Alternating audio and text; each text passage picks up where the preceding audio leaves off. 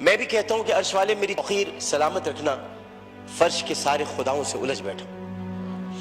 میں صرف اتنا بتانا چاہتا ہوں کہ بہت پہلے کی بات ہے، اب وہاں پر جبل عمر ہے، اور جبل عمر پر وہاں اب ایک ہوٹل تعمیر ہو رہا ہے، سعودی عرب کا وہ علاقہ ہے۔ ایک آدمی رسول کریم صلی اللہ علیہ وآلہ وسلم کے پاس آیا، اس نے آ کر کہا کہ یا رسول اللہ مجھ سے بہت بڑا گناہ ہو گیا۔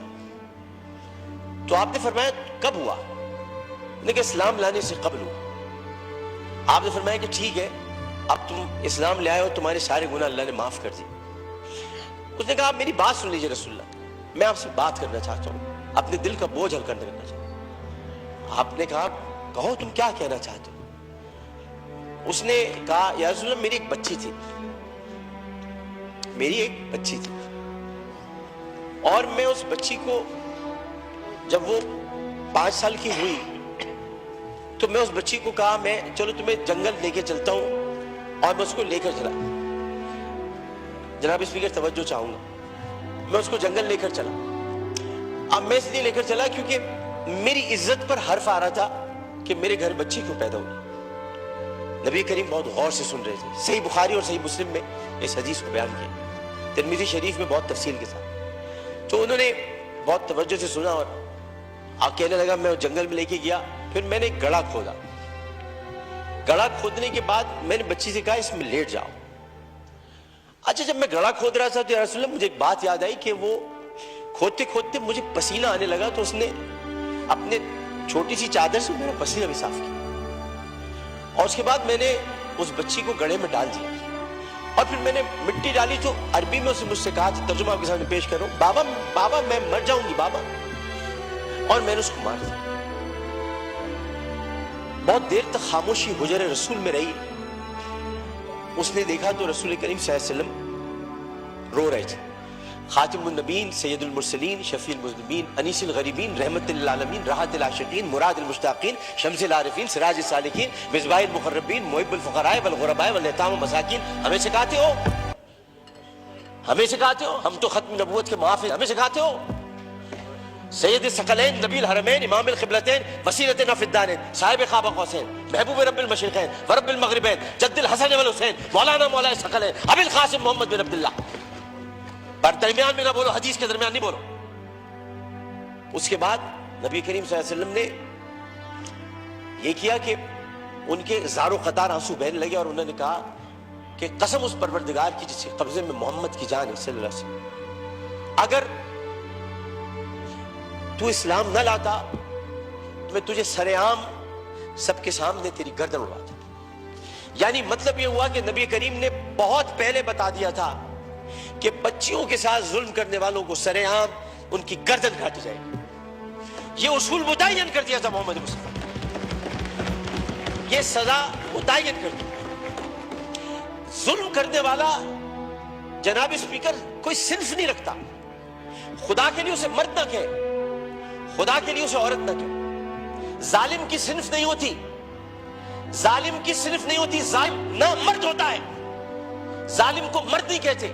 میرے بھائی نے کہا ہے فیصل بانڈے نے میں نامرد بنا دوں گا، ارے وہ تو ہے ہی نامرد، جو عورتوں کی عزت لوٹتے انہیں کیا نامرد بناؤ، وہ تو ہے ہی نامرد۔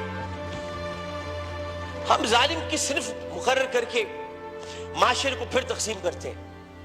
ہمیں کسی کی صنف مقرر نہیں کرنی، ہمیں صرف اور صرف قرآن اور سنت کے مطابق ان سزاؤں کا احیا کرنا ہے جن کی ضرورت ہے۔ بحث ہمیں یہ کرنی ہے کہ انسانیت کی تزلیل ہوئی، بحث ہمیں یہ کرنی ہے کہ ہم کیا کر رہے ہیں، بحث ہمیں یہ کرنی ہے کہ اگر ہم ریاست مدینہ کے دعوے دار ہیں تو ریاست مدینہ میں اگر ایسا واقعہ ہوتا تو ہم کیا کرتے۔ ہمیں یہ کرنا ہے، ہمیں قانون سازی کرنی ہے، ہمیں اسمبلی میں بیٹھ کر اس معاملے کو مل جل کر حل کرنا ہے۔ جبکہ قرآن کہتا ہے ان الصفا والمروہ من شعائر اللہ، جب اللہ نے 2 پہاڑوں کو مروہ اور صفا کو عزت دے دی تو پھر ان کی عزت کیوں نہ اتاری جائے، جنہوں نے پہاڑوں کے نام پر عزت دینے والے پروردگار کی پیدا کی ہوئی مروہ کو بے عزتی کے ساتھ اس کی عصمت دری کی، ان کی عزت کیوں نہ اچھالی جائے، ان کی گردن کیوں نہ کاٹی جائے، ان کو سر عام پھانسی کیوں نہ دی جائے۔ جناب اسپیکر، میں آپ سے صرف یہ بات کہنا چاہتا ہوں، میں شکریہ ادا کرتا ہوں اپوزیشن بینچز کا بھی، میں شکریہ ادا کرتا ہوں اپنی پارٹی کا بھی، میں سب کا شکریہ ادا کرتا ہوں کہ جو اس وقت اس درد کو سمجھ رہے ہیں, جو درد کو سمجھ کر بات کر رہے ہیں, اور جو نہیں چاہتے کہ اس وقت سیاست ہو. ہم میں سے کوئی نہیں چاہتا, اور جو ان باتوں پر سیاست کرے گا معذرت کے ساتھ, پھر وہ سیاست کر رہا ہے, عبادت نہیں کر رہا. وہ عبادت نہیں کر رہا.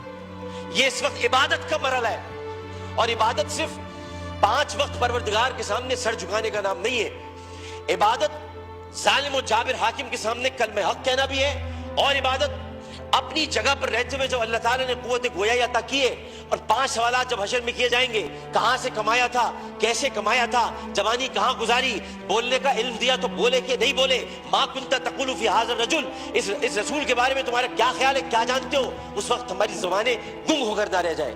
اس لیے ہمیں اپنی اپنی جگہ پر رہتے ہوئے اس کو عبادت سمجھ کر اپنا حق ادا کرنا ہے.